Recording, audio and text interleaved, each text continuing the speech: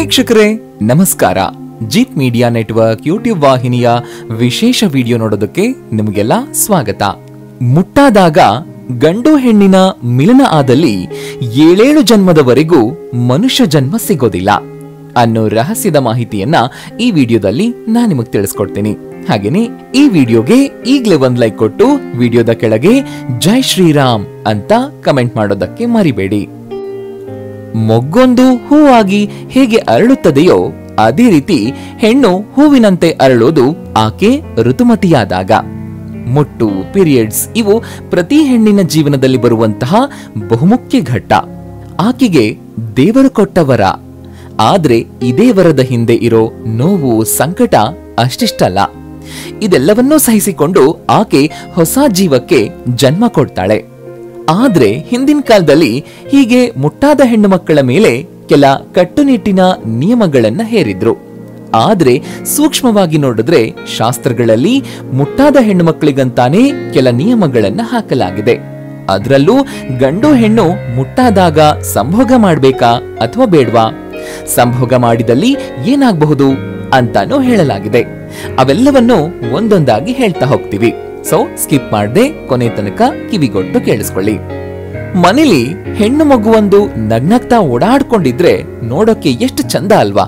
ಚಂದ ಚಂದದ ಫ್ರಾಕ್ಗಳು, ಲಂಗಾದಾವಣಿ ಹಾಕೊಂಡ್ರಂತೂ ಗೊಂಬೆಗೇನೆ ಜೀವ ಬಂದಂತಿರುತ್ತೆ ಅಲ್ವಾ? ಇದೆಲ್ಲ ಒಂದು ಹಂತದ ತನಕ. ಯಾವಾಗ ಆಕೆ 12ರಿಂದ 13 ವರ್ಷದವಳಾಗ್ತಾಳೋ ಆಕೆ ಜೀವನದ ಮತ್ತೊಂದು ಹಂತಕ್ಕೆ ಕಾಲಿಟ್ಟಿರ್ತಾಳೆ. ಆ ಹಂತವೇ ಆಕೆಯ ಹೆಣ್ಣು ಜೀವಕ್ಕೆ ಒಂದು ಅರ್ಥ ಬರುವಂತೆ ಮಾಡುತ್ತೆ. ಆ ಹಂತಕ್ಕೇನೆ ಋತುಮತಿ ಅಂತ ಹೇಳಲಾಗುತ್ತೆ. ತಿಂಗಳಿಗೆ 4ರಿಂದ 5 ದಿನ ಹೆಣ್ಣು ವರದ ರೂಪದಲ್ಲಿರುವ ಶಿಕ್ಷೆಯನ್ನ ಅನುಭವಿಸ್ತಾಳೆ. ಆ ಸಮಯದಲ್ಲಿ ಆಕೆ ದೇಹ ಅನುಭವಿಸುವ ನೋವು ಅಷ್ಟಿಷ್ಟಲ್ಲ. ಮನಸ್ಸು ಅನುಭವಿಸುವ ಸಂಕಟ ಪದಗಳಲ್ಲಿ ಹೇಳೋದಕ್ಕೆ ಅಸಾಧ್ಯ. ಆದ್ರೂ ಆಕೆ ತನ್ನ ಕರ್ತವ್ಯದಿಂದ ಯಾವತ್ತೂ ಹಿಂದೆ ಹೆಜ್ಜೆ ಇಟ್ಟಿಲ್ಲ. ಆದ್ರೂ ನಮ್ಮ ಹಿರಿಯರು ಮುಟ್ಟಾದ ಹೆಣ್ಣು ಮಕ್ಕಳಿಗೆ ಕೆಲ ನಿಯಮಗಳನ್ನ ಹೇರಿದ್ರು. ಅದು ನೋಡೋದಕ್ಕೆ ಕೇಳೋದಕ್ಕೆ ಶಿಕ್ಷೆ ಅಂತಿದ್ರು ಕೂಡ ಅದಕ್ಕಿದ್ದ ಕಾರಣಗಳೇ ಬೇರೆ ಇದ್ವು. ಅಷ್ಟೇ ಅಲ್ಲ, ಶಾಸ್ತ್ರಗಳಲ್ಲೂ ಮುಟ್ಟಾದ ಹೆಣ್ಣು ಮಕ್ಕಳ ಬಗ್ಗೆ ಕೆಲ ವಿಷಯಗಳನ್ನ ಹೇಳಲಾಗಿದೆ. ಅದನ್ನ ಪಾಲಿಸದೇ ಇದ್ರೆ ನರಕವೇ ಗತಿ ಅಂತ ಹೇಳಲಾಗಿದೆ. ಅಷ್ಟಕ್ಕೂ ಆ ವಿಷಯಗಳೇನು, ಅದರ ಹಿಂದಿರೋ ಕಾರಣಗಳೇನು ಅನ್ನೋದನ್ನ ಹೇಳ್ತೀವಿ, ಕೇಳಿಸ್ಕೊಳ್ಳಿ. ಹಿಂದಿನ ಕಾಲದಲ್ಲೆಲ್ಲ ಮುಟ್ಟಾಗಿರುವಂತಹ ಹೆಣ್ಣು ಮಕ್ಕಳ ಮೇಲೆ ಕೆಲ ಸಂಪ್ರದಾಯದ ಹೆಸರಿನಲ್ಲಿ ನಿಯಮಗಳನ್ನ ಹೇರಲಾಗಿತ್ತು. ಇಂದಿಗೂ ಕೆಲ ಕುಗ್ರಾಮಗಳಲ್ಲಿ ಅವುಗಳನ್ನ ಪಾಲಿಸಲಾಗುತ್ತೆ. ಅಸಲಿಗೆ ಆ ನಿಯಮಗಳು ಸ್ತ್ರೀಯರ ಆರೋಗ್ಯವನ್ನ ದೃಷ್ಟಿಯಲ್ಲಿಟ್ಕೊಂಡು ರೂಪಿಸಲಾಗಿತ್ತು. ಉದಾಹರಣೆಗೆ, ಮುಟ್ಟಾದ ಹೆಣ್ಣು ಮಕ್ಕಳನ್ನ ಮನೆಯಿಂದ ಹೊರಗಡೆ ಇಡ್ತಾ ಇದ್ರು.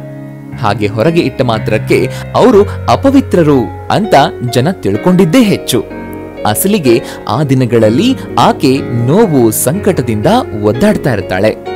ಆಕೆಯ ದೇಹ ನಿತ್ರಾಣವಾಗಿರುತ್ತೆ. ಆಕೆಗೆ ವಿಶ್ರಾಂತಿ ಸಿಗ್ಲಿ ಅಂತಾನೆ ಹಿರಿಯರು ನಿಯಮಗಳನ್ನ ರೂಪಿಸಿದ್ರು. ಜನ ತಿಳ್ಕೊಂಡಿದ್ದೇ ಇನ್ನೊಂದು ಅರ್ಥದಲ್ಲಿ. ಗರುಡ ಪುರಾಣದಲ್ಲೂ ಮುಟ್ಟಾದ ಅಂದ್ರೆ ಋತುಮತಿಯಾದ ಹೆಣ್ಣಿನ ಬಗ್ಗೆ ಉಲ್ಲೇಖ ಮಾಡಲಾಗಿದೆ. ನಿಮ್ಮ ಮನೆಯಲ್ಲೂ ನಿಮ್ಮ ಹೆಂಡತಿ ಅಥವಾ ನಿಮ್ಮ ಸಹೋದರಿ ಇಲ್ಲ ಗೆಳತಿ ಯಾರಾದ್ರೂ ಇಂಥ ನೋವಿನಿಂದ ಒದ್ದಾಡ್ತಾ ಇದ್ರೆ ಮೊದಲು ಅವರಿಗೆ ವಿಶ್ರಾಂತಿ ಪಡೆಯೋದಕ್ಕೆ ಹೇಳಿ. ಯಾವ ಕಾರಣಕ್ಕೂ ಅವರಿಂದ ಮನೆ ಕೆಲಸವನ್ನ ಮಾಡಿಸ್ಬೇಡಿ. ವಿಶೇಷವಾಗಿ ಮುಟ್ಟಾಗಿರುವಂತಹ ದಿನಗಳಲ್ಲಿ ಹೆಣ್ಣು ಮಕ್ಕಳು ಪೊರಕೆಯನ್ನ ಮುಟ್ಟಬಾರದು. ಹಾಗೆ ಮಾಡಿದ್ದೇ ಆದಲ್ಲಿ ಅದು ಅಪವಿತ್ರ, ಮನೆಗೂ ಒಳ್ಳೆದಾಗೋದಿಲ್ಲ ಅಂತ ಹೇಳಲಾಗಿದೆ. ಆದ್ರಿಂದ ನೀವೀಗ ಮುಟ್ಟಿನ ದಿನಗಳಲ್ಲಿ ನಿಮ್ಮ ಮನೆಯಲ್ಲಿ ಮುಟ್ಟಾಗಿದ್ದವರ ಕೈಯಿಂದ ಕೆಲಸ ಮಾಡಿಸದೆ ನೀವೇ ಕೆಲಸ ಮಾಡಿ ಅವರಿಗೆ ಸಹಾಯ ಮಾಡಿ. ಇಂದಿನ ದಿನಗಳಲ್ಲೂ ಮುಟ್ಟಾದ ಹೆಣ್ಣು ಮಕ್ಕಳು ದೇವಸ್ಥಾನಗಳಿಗೆ ಹೋಗೋದಿಲ್ಲ. ಇದನ್ನು ನೀವು ಗಮನಿಸಿರ್ತೀರಾ. ಹಾಗೆ ಹೋಗಿದ್ದೇ ಆದಲ್ಲಿ ಅದು ಅಪವಿತ್ರ, ಅಲ್ಲದೆ ದೇವರ ಕೆಂಗಣ್ಣಿಗೆ ಗುರಿಯಾಗಬೇಕಾಗುತ್ತೆ ಅಂತ ಹೇಳಲಾಗುತ್ತೆ. ಅಸಲಿಗೆ ಮುಟ್ಟಾದಾಗ ಮಹಿಳೆಯರು ತುಂಬಾ ದುರ್ಬಲರಾಗಿರ್ತಾರೆ. ಅವರ ದೇಹ ಕೆಲ ಶಕ್ತಿಗಳನ್ನ ತಡೆದುಕೊಳ್ಳುವಂತಹ ಶಕ್ತಿಯನ್ನ ಹೊಂದಿರೋದಿಲ್ಲ. ಆದ್ರಿಂದ ದೇವಸ್ಥಾನಕ್ಕೆ ಮುಟ್ಟಾದಾಗ ಹೋದ್ರೆ ಇನ್ನಷ್ಟು ಕಷ್ಟ ಪಡಬೇಕಾಗುತ್ತೆ ಅಂತಾನೆ ಮುಟ್ಟಾದ ಮಹಿಳೆಯರ ಪ್ರವೇಶವನ್ನ ನಿಷೇಧ ಮಾಡಲಾಗಿತ್ತು. ಆದ್ರೆ ಜನರು ಮಾತ್ರ ಆಕೆ ಅಪವಿತ್ರಳು, ಅದಕ್ಕೆ ದೇವಸ್ಥಾನದ ಒಳಗೆ ಕಾಲಿಡಬಾರದು ಅಂತ ಹೇಳಿ ಹೊರಗಿಟ್ಬಿಟ್ರು. ಕೆಲ ಮೂಢನಂಬಿಕೆ ಪ್ರಕಾರ ಮುಟ್ಟಾದ ಮಹಿಳೆಯ ಮೇಲೆ ಸೂರ್ಯನ ಕಿರಣ ಬೀಳದಂತೆ ನೋಡಿಕೊಳ್ಳುವಂತಹ ಸಂಪ್ರದಾಯವಿತ್ತು. ಹಾಗೇನಾದ್ರೂ ಮುಟ್ಟಾದ ಮಹಿಳೆಯ ಮೇಲೆ ಸೂರ್ಯನ ಕಿರಣ ಬಿದ್ದಿದ್ದೇ ಆದ್ರೆ ಆಕೆ ಅಪವಿತ್ರಳು ಅಂತಾನೆ ಹೇಳ್ತಾ ಇದ್ರು. ಆದ್ರಿಂದ ಮುಟ್ಟಾದ ಮಹಿಳೆಯನ್ನ ಹಿಂದೆ ಮನೆಯ ಕತ್ತಲೆಯ ಕೋಣೆಯಲ್ಲಿ ಇಡ್ತಾ ಇದ್ರು. ಈಗ ಆ ಪದ್ಧತಿ ಎಲ್ಲವೂ ಕೂಡ ದೂರವಾಗಿದೆ. ಸಾಮಾನ್ಯವಾಗಿ ಗರ್ಭಾಶಯದ ಒಳಪದರದಿಂದ ಯೋನಿಯ ಮೂಲಕ ಲೋಳೆ ರೂಪದ ರಕ್ತಸ್ರಾವವಾಗುತ್ತೆ. ಇದು ಹೆಣ್ಣು ಮಕ್ಕಳ ದೇಹದೊಳಗಿನ ಹಾರ್ಮೋನ್ಸ್ಗಳು ಮಾಡುವಂತಹ ಕೆಲಸ. ಇದು ನಿಯಮಿತವಾಗಿ 20 ರಿಂದ 25 ದಿನಗಳವರೆಗೆ ನಿಯಮಿತವಾಗಿದ್ರೆ ಅಂತಹ ಹೆಣ್ಣು ಮಕ್ಕಳು ಆರೋಗ್ಯವಂತರಾಗಿರ್ತಾರೆ ಅಂತ ಪರಿಗಣಿಸಲಾಗುತ್ತೆ. ಆದ್ರೆ ಈ 3 ರಿಂದ 5 ದಿನಗಳು ಇವೆಯಲ್ಲ, ಅದರಿಂದ ಆಗುವಂತಹ ನೋವು ಅಷ್ಟಿಷ್ಟಲ್ಲ. ಆ ಸಮಯದಲ್ಲೂ ಅವ್ರೇನಾದ್ರೂ ನಿಮಗಾಗಿ ಅಡುಗೆ ಮಾಡಿ ಊಟ ಬಡಿಸ್ತಾ ಇದ್ದಲ್ಲಿ ಮೊದಲು ಆ ಕೆಲಸ ಮಾಡೋದನ್ನ ನಿಲ್ಲಿಸಿ. ಕಾರಣ ಅವರು ತಯಾರಿಸಿದ ಊಟ ನಿಮಗೆ ಕಿಂಚಿತ್ತೂ ಒಳ್ಳೆಯದಲ್ಲ. ಕೆಲ ಕಡೆಗಳಲ್ಲಿ ಅದು ವಿಷಕ್ಕೆ ಸಮಾನ ಅಂತ ಹೇಳಲಾಗಿದೆ. ಹಾಗೇನೆ ಅವರಿಂದ ಕೆಲಸ ಕಾರ್ಯಗಳನ್ನ ಮಾಡಿಸೋದ್ರ ಬದಲಿಗೆ ನೀವೇ ಅವರ ಸೇವೆ ಮಾಡಿ, ಅವರಿಗಾಗಿ ಅಡುಗೆಯನ್ನ ಮಾಡಿ, ಮನೆಯನ್ನ ಸ್ವಚ್ಛಗೊಳಿಸಿ. ಹೀಗೆ ಮಾಡೋದ್ರಿಂದ ಮಹಾಲಕ್ಷ್ಮಿ ನಿಮ್ಮ ಮೇಲೆ ಕೃಪಾ ಕಟಾಕ್ಷವನ್ನ ತೋರಿಸ್ತಾಳಂತೆ. ಆದ್ರೂ ಆಕೆ ಹೆಣ್ಣು ಮಾಡ್ಲಿ ಅಂತ ನೀವು ತಾತ್ಸಾರ ತೋರಿಸಿದ್ದೇ ಆದಲ್ಲಿ ನಿಮಗೆ ನರಕ ಫಿಕ್ಸ್ ಆಗಿರುತ್ತೆ. ಅಷ್ಟೇ ಅಲ್ಲ, ಮುಂದಿನ ಜೀವನ ಅಂತ ಇದ್ರೆ ಆಗ ನೀವು ಪ್ರಾಣಿಯಾಗಿಯೇ ಜನ್ಮ ತಾಳ್ತೀರಿ ಅಂತ ಹೇಳಲಾಗಿದೆ. ಈಗ ಹೇಳಿ, ಮುಟ್ಟಾದ ಸಮಯದಲ್ಲಿ ಹೆಣ್ಮಕ್ಳ ಸೇವೆ ಮಾಡ್ತಿರೋ ಇಲ್ವೋ, ಅಥವಾ ಅವರೇ ಎಲ್ಲಾ ಕೆಲಸ ಮಾಡ್ಲಿ ಅಂತ ಸುಮ್ನಿದ್ ಬಿಡ್ತೀರಾ? ಇಲ್ಲ ಅಲ್ವಾ?